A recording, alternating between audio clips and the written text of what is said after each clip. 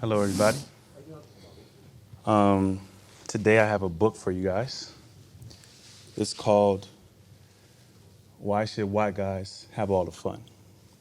And it's a story about Reginald Lewis. I'll kind of give you a background about it. How I kind of came across this book was interesting. I was thinking about negotiating my contract, and I had a good friend of mine send me this book. And I looked at the cover. Obviously, the title of the book is very funny. But when you dive into it, it was a very interesting story because it said, it talked about a prominent lawyer that turned into a businessman, and how he created this billion-dollar empire.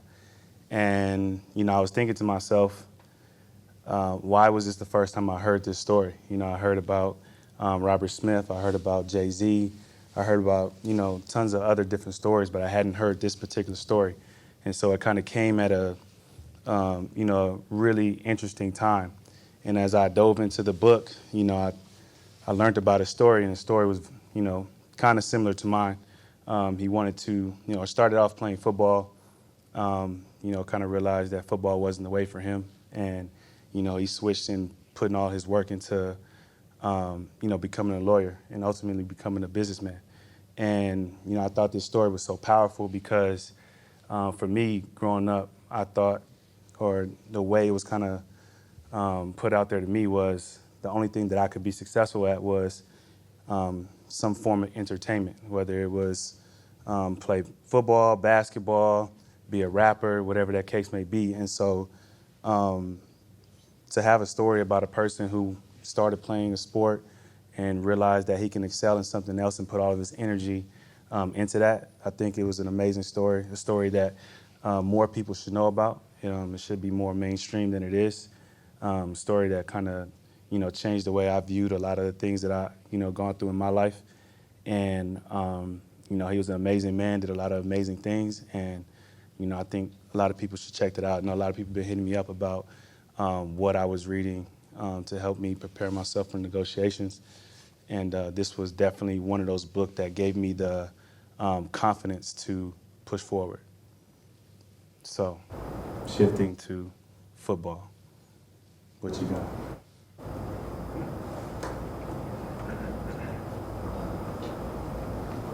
You played against Dalvin Cook quite a bit the last few years, but what is he like, especially compared to the running backs you've seen already this year?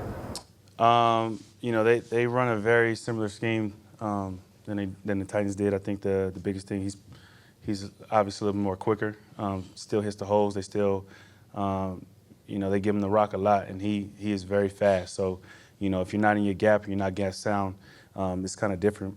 Derrick Henry, he might run through or he might, run you over, whatever. But, if you blink, he might be through that hole. And so we have to be very gap sound. We have to know when they're going to give him the ball and, understand he's the guy that kind of gets everything going. Once they establish that run game, it opens up their playbook. So, if we can stop that, then we can stop a big portion of their playbook. When you start watching film on a new opponent, preparing for the upcoming week, what are the first things that you look for, and how often do you end up watching individual games? Does that depend on how often you've played that team, your familiarity? Yeah, I think it depends on, how many times I've played the team. It depends on, where is it at in the season? You know what I mean? Like, is it early in the season where they have a new coordinator and maybe I'm watching, some of the stuff that the coordinator did on his previous team before he got there. But typically I like to look at formations. I like to look at who their playmakers are and, figure out, start playing the game in my head. If I was a offensive coordinator and I had these amazing, weapons, how do I get them open? And so, I try to think the game from that perspective. And as I'm watching the film, I'm also, self-scouting, seeing what we did good and what we didn't do good last week. And, this is a copycat league. So I know that if they don't have a play that we did bad on, they're going to find a way to put that play into the first 15 or whatever. So a lot of it starts with self-scouting, seeing what we did good, seeing what we did bad. And then, I check out, who their playmakers are, how they like to get them the ball. and then I start thinking about scheme and figuring out how they like to attack similar defenses to us. Vikings basically been a fifth member of the NFC West. You guys have played them pretty much every Yeah. year, so there's a lot of familiarity there. Are you seeing anything different from them offensively than what they've done in the past, or is it much the same? Not really. I mean, I think they're the same, but I think what they are really good at is they're really good at attacking coverages, weaknesses. And so whatever they figure out, what coverages you're in or whatever, I think they put a play in specifically for you that week to try to attack your weaknesses in whatever defense, because every defense has a weakness. And so they do a really good job of kind of hiding similar things. They have a bunch of personnels, but if you really look at it, it's pretty much the same formations. It's just different people at different spots. And so as you're watching the film, you're trying to figure out, why is this guy here, and see if you can make a player be a beat faster. You've been teammates with Elle Woods a couple times now. Just what do you see now to him? I think it's year 11 for him, and he's coming off. What do you see now to him? Man, he's just been a force up the middle. Definitely a guy like myself, I notice it, when I'm, running free and able to make those tackles. A lot of it is because of the work that the D-line is doing up front to make sure that I'm free and I'm able to move. So he's definitely a guy that I'm extremely happy to have back. He always asks me after the play, like, did the center get to you? Like, what can I do better? And so, you love having guys like that, and, Christmas will be good for him. Kind of like how a quarterback takes care of their offensive line. Do you take care of the interior line guys? For sure. You got to take care of those guys, man, whether it's food, whether it's whatever they want. Those guys really look out for me, so I like to return the favor. How has the more five defensive linemen you guys use changed things for you? How different? Say it one more time. Using more 5-2 and five defensive linemen, how's that changed things for you? It makes it a little bit slower because, there's some moments where there's two gapping, and so I can't really, shoot the gap all the time. But, I mean, there's also that aspect where, it keeps me clean a little bit as well. And so I think it has its benefits, and, we're just trying to work through it, and it's been good. Did you do that at Utah State? Man, I don't even remember what I did at Utah State, to be honest. I'm trying to figure out the best way to say this. I didn't have a gap at Utah State. It was basically react to what the front did, because we didn't have the biggest D lineman, and so that was actually one of the things coming out. I guess the knock on me was they thought that I read slow, that I was reading the play slow, and when I explained to them, like, I'm doing what the coaches told me to, they said, like, hey, you don't have a gap. You have to just make the whole line right. So a lot of it was just reacting to who was in what gap, and I definitely feel like it helped me react faster. So you didn't move until you saw the defensive tackle or end miss his spot or whatever? I had to figure it out. Filling gaps. Just filling gaps. On the fly. It could be the A gap, it could be way over there, it could be over there. It was really kind of like, playing in the backyard, finding the person who had the ball. So when you got to the NFL and guys actually were doing their jobs, what kind of revelation? Now, I didn't say they weren't doing their jobs. I didn't say that. Utah State, do not come at me. Cameraman, make sure. All right. But the fact that you then had your own responsibility instead of everybody else's, how different or revelation was that to play linebacker now? It was nice because, I think I always looked at it, I'm older now, but I always looked at it from an accountability standpoint. So I just thought that the league just had, more accountability and more people on their job and more just more attention to detail. So that's kind of how I looked at it. I didn't really think about it, but it was just nice because I knew where I was supposed to be and I didn't have to worry about anybody else. I had my job in the run game and I had my job in the pass game. And as long as I did those things, I was successful. You say teams, like in the pre-draft process, teams would tell you, hey, they would tell you that it looks like you're taking too long to read the play? I didn't talk to all the teams. The first team, ironically, that pointed that out was Seattle. And Coach Norton let me know about it a lot. He watched like 30 plays of me not reacting, or I guess he's saying I'm not reacting fast. Even if I made the tackle in the backfield, he was very hard on me for sure. Did he understand your explanation? He didn't care. He didn't care. In the Vikings' final drive to the game-tying touchdown, Tannehill completed 7 out of 7, a lot of checkdowns. Was there a coverage problem there, or did you just tip your hat to it? I don't think it was a coverage problem. I think it was just he was taking advantage of what was available. I think we were obviously they were trying to get the ball down the field, and so we were playing a little bit deeper. Realizing what they were trying to do, and he was just checking it down to the running back over the ball, and we were rallying as fast as we could. But sometimes that's just a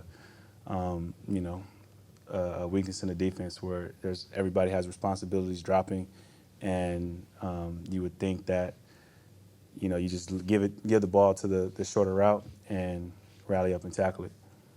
Molly, I know it was in a losing effort, and you didn't really want to talk about it too much on Sunday, but 20 tackles, career high for you, team record. I mean, just looking back on that, how much of a groove were you in on Sunday versus maybe? I kind of still feel the same way, to be honest. I mean, it was cool. Definitely, watching the film, I definitely felt like I had a good beat on the ball. But at the end of the day, like when it comes in a loss, it doesn't necessarily feel the best, and there's no way to really kind of wrap your head around that. I would trade, a bunch of those tackles for the win. You know what I mean? So it's cool. It's something that's I might look back whenever I'm done and saying, I was able to accomplish something like that. But, in this moment, I'm just trying to figure out how we can just be better. How can I be better? And, get more W's than L's. You talked earlier about how they attack coverages. They've always, they've had Adam Thielen for a long time, but adding Jefferson and Osborne a couple of years ago, just how much more dynamic is their passing game with those weapons they've had? They're pretty dynamic. It's kind of like the same dynamic, to be honest. I always had a lot of respect for Stephon Diggs, and so you kind of remove him from the situation and add, a younger guy like that. It's kind of the same thing. They're both amazing receivers, and they're going to find a way to get them to rock. And so, in my mind, I just kind of substituted those two. Do you think that would get to a place where a defensive player has a fully guaranteed deal like Kirk has? We will have to have a lot of leverage. We will have to really understand your value and your market. I think a lot of the leverage that Kirk Cousins had came from him being franchise tag those multiple years. And so, when he got franchise tag those 2 years, that third year, it made it really hard for, Washington to sign him back because his number was so crazy. But in doing so, his number being that high, that's kind of was the starting point in the negotiations. And so it was just a really good situation for him, and he took advantage of it. Think a pass rusher could get there since those franchise numbers, not as high, but kind of high too for defensive guys? It would take a very special player, because at the end of the day, I think we all know quarterbacks are quarterbacks, and it's not like you can just find another one. So that's the leverage that they have, regardless of their numbers and regardless of the stuff that they do. A lot of the times, teams don't like to change their quarterback. When they find one, they want to keep them, regardless of what the record is, regardless of how everything is going. And so, he found a way to really maximize that. But there's nothing in the CBA that says we can't have guaranteed contracts. And so it just has to be more of a push, but it has to be a collective push. It can't just be one person. So I don't see one person changing that. I see a group of people changing that. But that would take all of us coming together, obviously making some sacrifices, and trying to get that done. But hopefully it comes. Hopefully it comes one day, and we'll see. Part of that was because he took a shorter deal, right? Do you think players would benefit from doing that in general? I'm always in favor for a shorter deal, because it helps to help you capitalize on the salary cap that and that all that just keeps going up and up and up. And so you want to be able to try to capitalize that. Even if you watch the way LeBron's done his deals over his years, it's not like he's been the highest paid in the league all the time. He's taken the most money he possibly can in that short period of time, and then he was back at the table with the cap or whatever they have significantly higher, and so he's been able to kind of offset what he's kind of sacrificing that moment for what he gains later on. Receiver drops at the end of the game in coverage. Was that just strictly because of game situation, or was it because Julio was having a lot of success with those crossing routes early in the game? It looked like Tannehill was able to feather a few throws just over the top of your. Yeah, I mean, it was kind of a combination between a lot of things, so that definitely played a part. Obviously, Julio was, catching the ball, and so, we wanted to be conscious of that. And, even, a couple of the other receivers had, some open passes that they end up dropping. So, you just want to be mindful of it. Obviously, they had the one big run. How did you assess the overall, especially looking at the film, kind of your overall run defense on Sunday? I thought we did well in the first half, and I thought in the second half we didn't do the same things that we did in the first half, and I think that was a big thing. We our gap integrity wasn't great, and our lanes weren't great, and our angles to the tackles weren't great, and so first half was done well. We just have to sustain it, the whole game. Based around what you've seen through the league for the first 2 weeks and yourselves with DJ last week, how much do you guys have to talk about the taunting rules or have it in the back of your mind? What's being interpreted this year? I don't know. You got to be conscious of it, right? You got to be conscious of it because it is a thing. But at the same time, it's like, how do you control emotion? You know what I mean? How do you control that type of emotion, especially like that's part of the game. It's always been part of the game. That's what, in my opinion, attracts people to the game is, that moment. Like even when you say, Reed's play is, it's in the fourth quarter. It's a big moment. He makes a great play, and it's not even anything that was that big. And I've watched that done plenty of times. And so I think the biggest thing is the consistency of that call, because I watched a game where somebody did that and they didn't say anything, and I watched another game where they did something even less than that. And I watched a game where a dude like dragged like 5 defenders and then he flexed by himself, like he wasn't even talking to anybody, and they flagged him. And so you can't take a game full of emotion and passion. You can't take that away from the game. And so maybe we have to just turn away from the guy and not look at him. But the passion is going to come out. If you love what you do, you're going to have passion for it. So, it'll be very hard for somebody to make a play and not feel good about that play if they love what they do. So it's an adjustment. I think it won't be something that's here for a long time, in my opinion. So we'll see. When you make a play like that, how unnatural is it to think, oh, I got to turn away from this guy? It's unnatural. It's unnatural. I'm not thinking about it, especially like growing up. Like, it's fun to talk trash to other people. That's why we like other. You watch all these different games, or you watch like Jordan play, or you watch Kobe and all these different people. Like the rivalries that we love, like the Lakers versus the Celtics, Bulls versus Pistons. It wasn't just the game. It was, man, I hope Jordan get into it with that dude he got in a fight with yesterday. You know what I mean? So it's all a part of the game. And so, I understand what they're trying to do. I understand. But I think there's other things that we could focus on besides that. But, who am I? This is off topic, but how much have you talked with Ken Norton about his dad's boxing career? A little bit. I definitely talked to him about it because, I lost a parent, so I understand, talking about that parent is not always the easiest thing, especially when your parent was as successful as his dad was. And so I think over the years we've talked more and more about it, and I've become more aware of like key moments, like when he passed and certain things like that.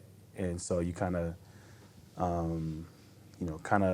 not like, you don't really speak about it around those times, but I mean, what his dad did was amazing, and what he was able to accomplish and things like that was amazing. So you definitely as a kid you want to continue your parents' legacy. And so the conversations that we have has been amazing. Even like, you know, the little things that he says about how he wasn't able to watch the fights or go to the fights and things like that. And I'm just like, you know, that's crazy to have your dad be like a superstar and, you know, you don't want to go there. And so the conversations have been cool. I've done a lot more research after I've, you know, found out some of the stuff that he was doing. And, you know, it's impressive. And so that's why, you know, whenever I'm around him, I try to box Coach Norton. He don't ever box me back, though. He said he didn't go to the fights, was he just too young, or he? I think his pops wouldn't allow him to. Anything else, guys? Thank you, Appreciate Bob. it.